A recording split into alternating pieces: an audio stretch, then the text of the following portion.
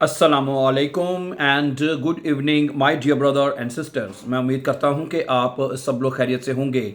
अच्छा दोस्तों, आज के इस मौजू के ऊपर बात करने से पहले मैं आपसे ये कहना चाहता हूं कि आप हमारे इसी यूट्यूब चैनल के ऊपर आप आइंस आरसवाई और बे आइंस ख़ास तौर पर ग्रामर के साथ, ठीक है, आप सीख सकते हैं।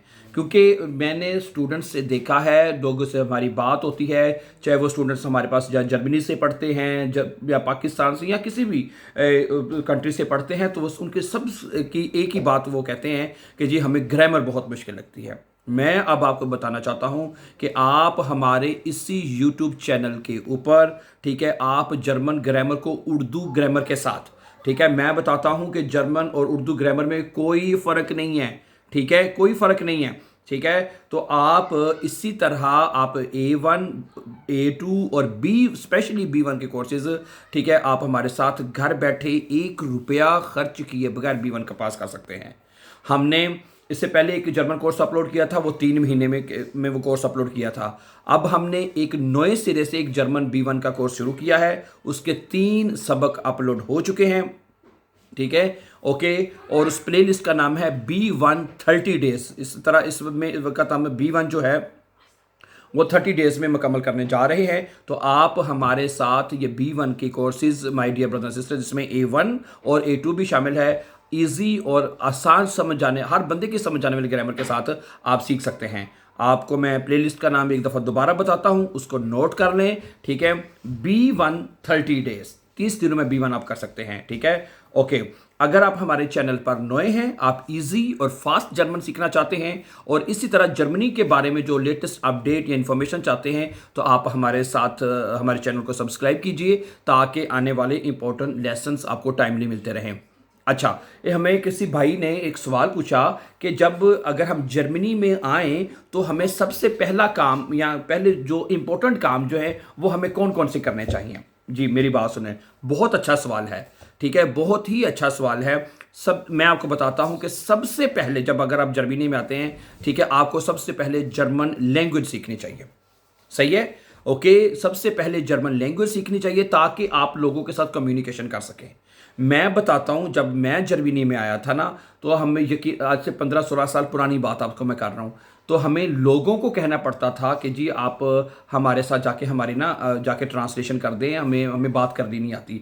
तो हमें लोगों की मोहताजी का सामना करना पड़ता था, ठीक है, ये 16 साल पहले की बात बता रहा हूँ। तो हर बंदे के पास टाइम नहीं होता था, वो कहता जी मेरे पास टाइम नहीं है, मैं नहीं तुम्हारे साथ जा सकता, तो फिर हमें बड़ी मुश्किल होती थी। तो मैं आजकल आपको कहता हूँ, आजकल तो बहुत सारे प्लेटफॉर्म ओपन हो चुके हैं जिनके ऊपर आप जर्मन सीख सकते हैं। और सबसे ठीक है, ये मैं नहीं ये कहता कि और चैनल के ऊपर जाके आप जर्मन ना सीखें, बल्कि सीखें, कहीं से भी सीखें, लेकिन हमारा जो प्लेटफॉर्म है वो हर वो बंदा जिसकी तलीम चाहे ज़ीरो है, चाहे वो पढ़ा लिखा है, वो इक्वली एक मेथड आसान तरीके से जर्मन सीख सकता है, ठीक है। क्योंकि हमारी लोगों से बात होती है तो हमें मोस्टली स्टूडेंट कहते हैं जी हमारी जो तलीम ज़ीरो है, हम स्कूल तक नहीं गए, तो हम कैसे जर्मन सीख सकते हैं। तो हम उनको कहते हैं कि जी आप हमारे साथ, आपको घबराने की ज़रूरत नहीं है, आप हमारे साथ जो है वो जर्मन लैंग्वेज के कोर्सेज आसान और वे में सीख सकते हैं।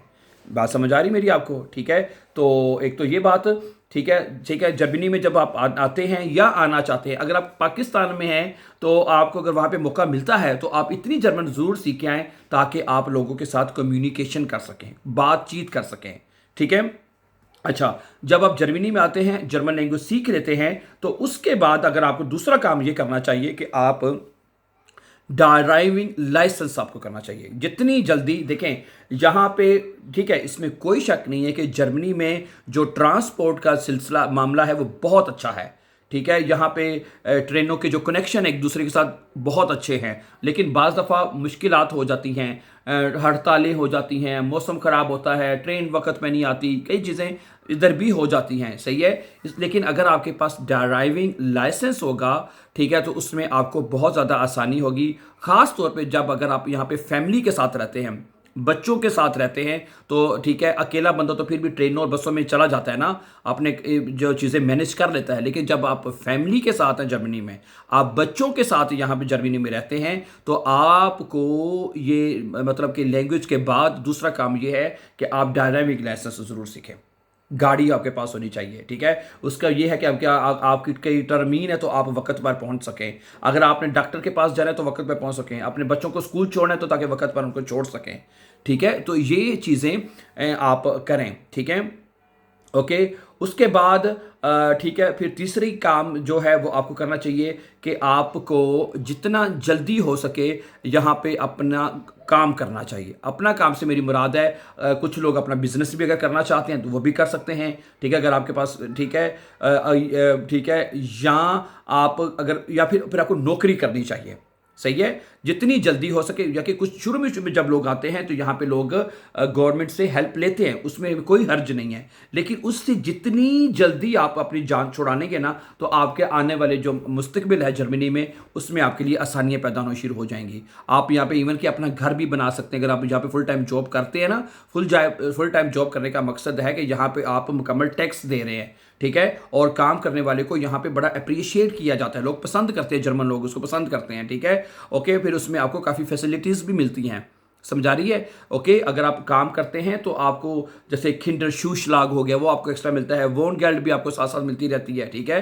तो मैंने ये देखा है कि अगर आप जितनी जल्दी हो सके यहाँ पे आके काम करते हैं, ठीक है, और तो आप का जो फ्यूचर है वो बहुत रोशन हो सकता है यहाँ पे, सही है। लेकिन कुछ लोग मैंने देखा है वो मतलब कि काम नहीं करते बल्कि जॉब सेंटर से पैसे ले रहे होते हैं, लंबा अरसा तक ले रहे होते हैं, हालांकि वो लोग काम भी कर सकते हैं। और बल्कि ऐसे वैसे लोग भी मैंने देखे हैं वो जॉब सेंटर से पैसे भी लेते हैं और साथ में काम भी कर रहे होते हैं, बगैर पेपरों के, बगैर टैक्स से काम कर रहे होते हैं। तो दस केक निश ना, इसलिए ये आपके अपने लिए। और इसमें मैंने देखा लोग ये कहते हैं उसमें उनको नुकसान ही होता है, फ़ायदा कोई नहीं होता, ये याद रखिएगा। फिर बाद में वही लोग जब फुल टाइम जॉब करते हैं, टैक्स देते हैं, वो कहते हैं असल ज़िंदगी तो हमारी अब शुरू हुई है। मेरी बात समझा रही है ना बात आपको?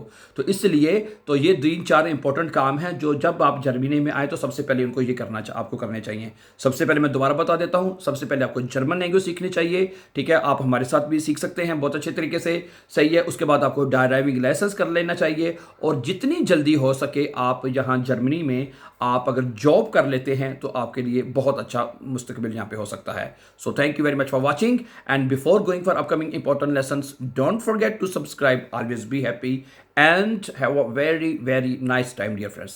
Allah Naseer. Assalamu alaikum.